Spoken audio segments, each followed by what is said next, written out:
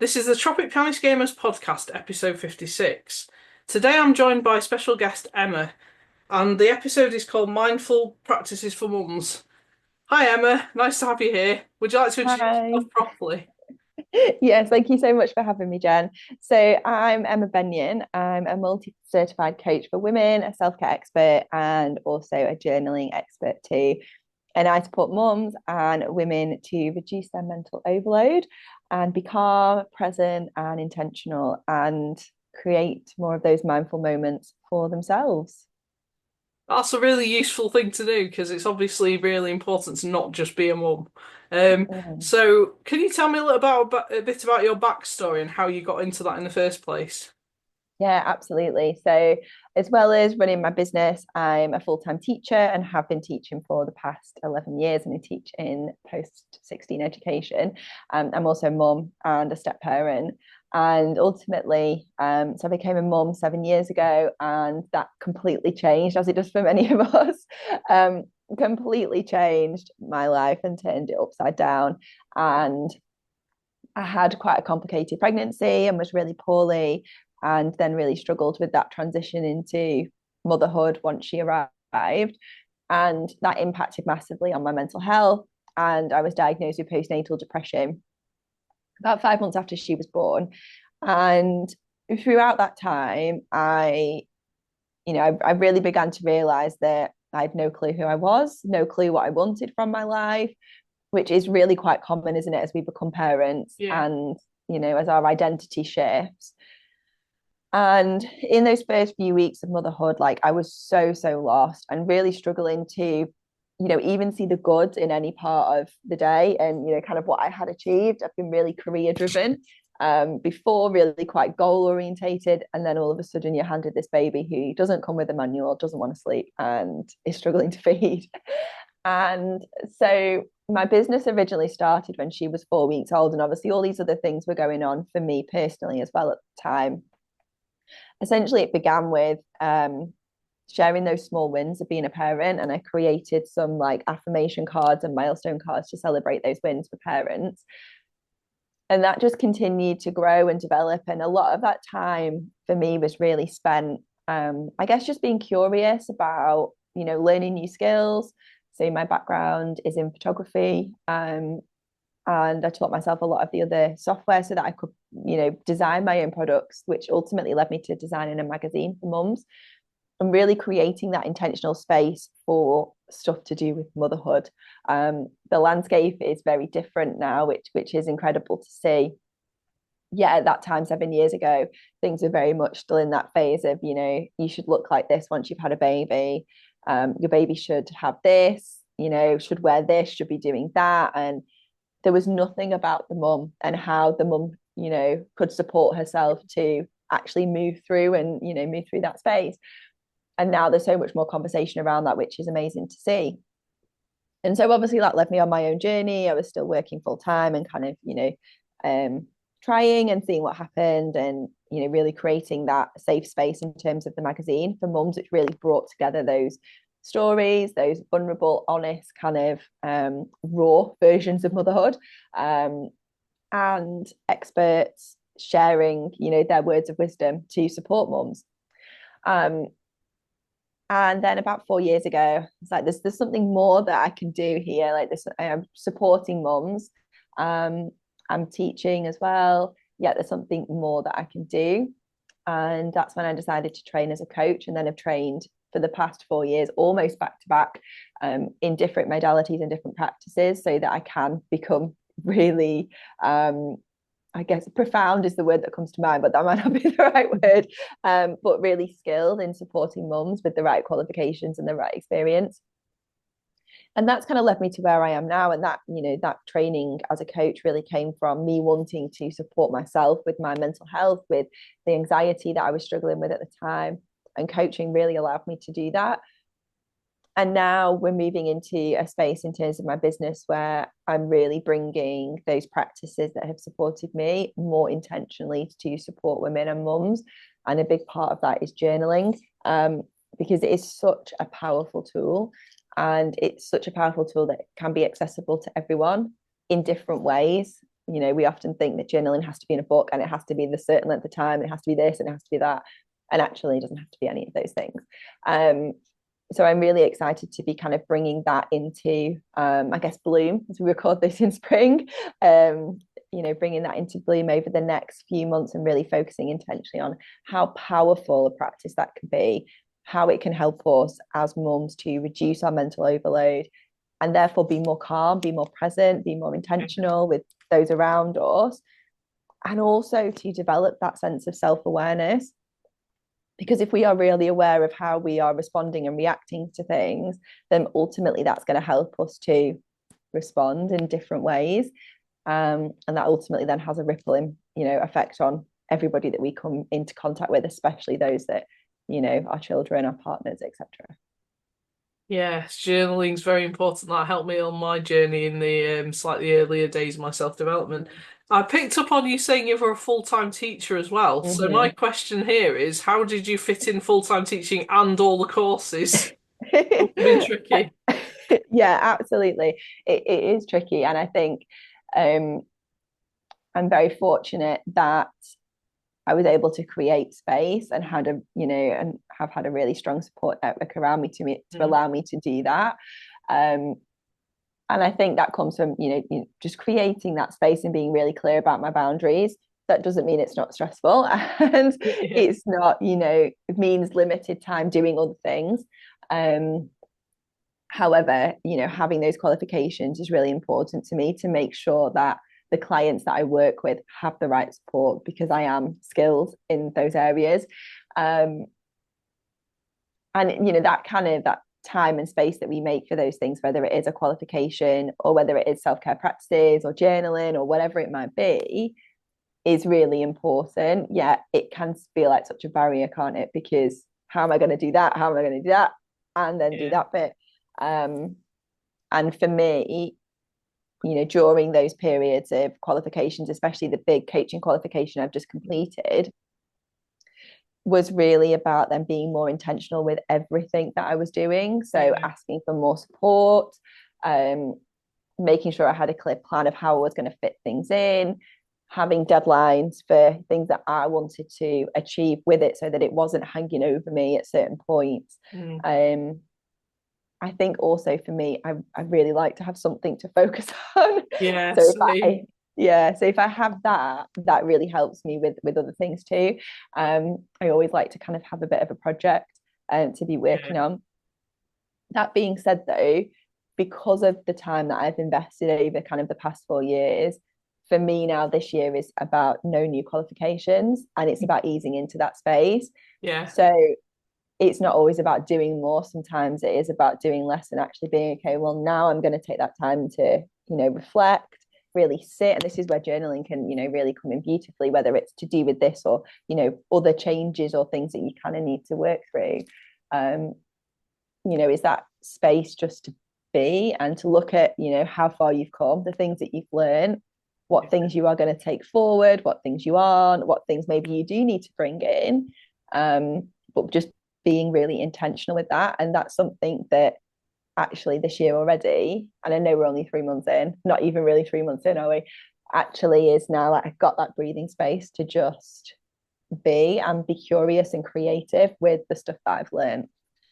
Yeah, that space is important. The support network is super important. I know that for myself. You can't ever take that for granted, can you? No, absolutely not. And I Reaching think out for help in the first place is the important bit. absolutely. Yeah, so how do you balance your own self-care then? Because you're a full-time teacher, you're doing all these qualifications, Mhm. but you said you're a mum as well. And how do Yes. you balance it all? Is it literally just setting the intentions and prioritizing and then hoping the rest falls into place? Or So I think I'm really fortunate to be in a situation where I do have space to do those things for me. Um, and that's come from being really intentional, setting boundaries, and knowing that me doing those things, the impact that that has. So I had a conversation with my daughter, and I shared this at a recent talk that I did. That we'd had a conversation about what mummy does to support herself. And she was like, Mummy writes in her book. So she's obviously talking about yeah, journaling. And Mummy goes to the gym. And I was like, do you think it's important for mummy to do these things? And she was like, yes. And I was like, okay, so she can clearly see the impact as a 7-year-old that those things have.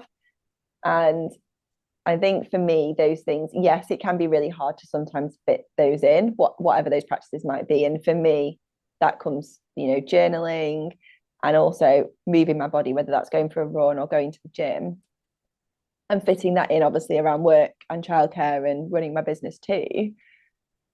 The more we make space for those things, the easier our life gets to be. Yeah. And, for me, easing with those ebbs and flows, like I've not been to the gym this past week, and that's okay because I just didn't feel that I needed it right now. But actually, what I did need was more sleep. So it's easing into those ebbs and flows, not beating ourselves up when we haven't done it, and knowing that the next week we can if we wish, because there's a choice there to pick it up again if it's something that we want to pursue. So for me, it's really come down to boundaries. And I keep using the word intentional, but that's what it is, being really intentional with my time. And that's a practice in itself, because that doesn't always happen. I might be a multi-certified coach and I might have all these skills. That doesn't mean that I'm not human and that sometimes I don't access them. Yeah. So it is about, setting those boundaries and, as you said before, asking for that help and support. And I will often do that to be like, right, okay, so I've not been to the gym this week, but this afternoon I really do need to go. Maybe it's a weekend and I've got my daughter. Well, either she comes with me or she goes to my mum's, and that's fine. And that's her choice. She can either come and sit on her tablet or help me, or, Yeah. whatever she feels she needs to do, or she can go and, play at my mum's, or depending on what else is happening. So I think fitting it in where you can. And, we think about self-care. For me, yes, going to the gym, and I like to be there for about 45 minutes because that makes me feel really, really good. And I know that I'm really resourced and able to cope with things much better that way. It doesn't have to be that, if you're listening and you're like, well, I don't have any time. It's looking at where you perhaps, potentially have 5 minutes that you could habit stack. So if you're, making your morning brew, can you stand outside and take some deep breaths and support yourself in that way in a morning? Can you, as you sit at your desk, maybe if you're a parent, you drop the kids off at school, you're coming into work, whether that's at home or in an office or wherever it might be, can you, while you set your computer up, do a couple of minutes of journaling? So it's looking at where you have that space already and fitting those things in, and maybe moving things around so that it fits better with your life. And that's completely unique. Like, it's all well and good me saying this is when I do things, Yeah. but that's because that works for me. Because all of our lives, how we live our lives, the different contexts, all of that is so different. And also what we all need is different. I said I've not been to the gym this week. Yeah, I've spent more time journaling and I've spent more time just resting, and Yeah. all of those things are productive too. So it's easing in also to like what you need at that period of time. Yeah. Tuning into your own self. Mm, Always a good idea if you're able to. If you're not able to, you can ask for help by such yeah. as yourself. So, what's the most valuable lesson you've learned as a coach? So I think in terms of um, being coached myself. So before I became a coach, I spent a lot of time being coached. So I think often it's really hard for people to see the impact, because often it's not a tangible thing. It's how the inside of us changes to, move forward in different ways. So in terms of that, what I really realized was giving myself the space to just be was a really important lesson. And the same for my clients, when you come into a coaching session, that space is for you to do your thinking. It's not about the coach. They're there just to hold space. It's about the client, and them really having that space to just be and to just think that they might not have elsewhere, and then to support them to dig deeper with those thoughts. So for me, it's all about space and all about being present and giving people that space so that they can do that. Because when what comes from that thinking is so powerful, even if it's just a gratitude practice, it isn't just a gratitude practice because it supports us to look for the good in every day, which ultimately lifts our mood. So it's those, elements of, in terms of lessons, that idea of space and Yeah. time. Okay. What's your most memorable client you've worked with? Oh, so I've had lots of wonderful, wonderful clients. And I think for me, the one that really sticks out is a current client that I'm working with. She might even listen to this. She'll probably know who she is. Um, and when we started working together, and this is the same for most of my clients, really struggling to care for herself in meaningful ways. So for me, in terms of coaching and as women, if we're not able to support ourselves in meaningful ways, it's very unlikely that we'll be able to do the deeper work because we aren't resourced in order to get ourselves to that space to do that thinking. So when I first met this client, she was really struggling. Life was kind of, it was complex, and there was lots of different movable parts, but essentially she was really struggling to care for herself and wasn't doing anything meaningful to support herself, which then was having an impact on relationships and her children. So we're now at a point, I've been working with her over a really long period of time, and a lot of the time that we spend in those sessions is, to do with those self-care practices. It's to do with helping her to reduce that mental overload. But now she will go and do things for herself, so she's got this kind of like self-care box that she has in her house. So for some people, visual reminders can be really key to Yeah. helping them remember to do those practices. She'll buy herself fresh flowers. She will get out for a walk. And she knows now that those practices are there to support herself. That doesn't mean she needs to access them every day. She knows that they are there because she's built them over a long period of time. And for me, I've had so many clients who are really similar in that respect. Yet to see the development and the progress, sometimes clients take really big steps and sometimes it's baby steps, and both are absolutely okay because it's what we are ready for at that Yeah. time. But that's been really beautiful to see. Amazing. So, what are your future plans for your business? So as we talk, things are in a little bit of a transitional phase. Um, so I am moving away from just coaching mums and spending more time coaching women. And when I say the word mum, what I mean is all of my clients are mums, Mhm. yet they might be at a certain point where that is not just their sole identity anymore. And I think it's very, when we are a new parent, we are in that kind of like mum that comes such a huge part of our identity. And then as our kids grow and perhaps we get more time to really then invest in ourselves, whatever that might look like, that identity shifts. So I'm still doing all the similar same sort of stuff in terms of the journaling and supporting mums with their self-care practices and one-to-one coaching to support mums to get where they want to be and women to be. So it's looking at that kind of just the wording of things, which is hugely important because that's how we, identify who we are and maybe the spaces that we want to be in. So that's really exciting. And I've got a new course launching soon, which is also super exciting. So there's lots of things happening,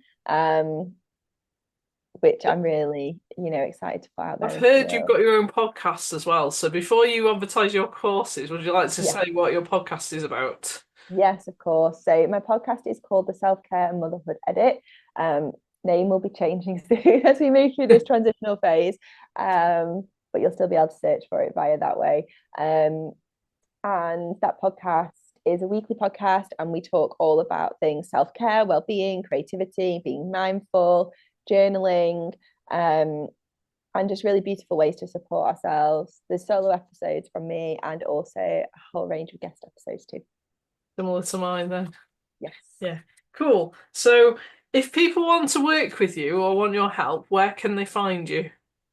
So you can find me obviously over on the podcast. You can also find me over on my website, which is emmabenyoncoaching.co.uk, or I'm over on Facebook at emmabenyon.coach, and the same on Instagram, so emmabenyon.coach, Or if you are really wanting to develop your journaling practice, then you can come and find me over on Instagram at Journaling with Emma. Brilliant. And what was the course you were talking about? So on the 5th, from the 5th of April, I am running a 4-week journaling course, which is designed to help women deepen their journaling practice. So whether they just started or have never journaled and wanted to, or whether they've been journaling for a while and just want that structure and accountability and new ideas and insights. So it's going to be 4 weeks online, and it's going to be a range of guided journaling practices as well as prompts, support and guidance, and the help to really get a sustainable journaling practice in place. And for the 4 weeks, that's £19. So it's hopefully really Good accessible value, for yeah. people, yeah, to come and join and to see what journaling can do for them, because it is such a powerful practice. And that the information for that can be found on your website, presumably. Yes, it can. Yes, so go and check out our website. Okay, thanks for being my guest today. I hope you've enjoyed our conversation. I have. Thank you so much for having me, Jen. Right.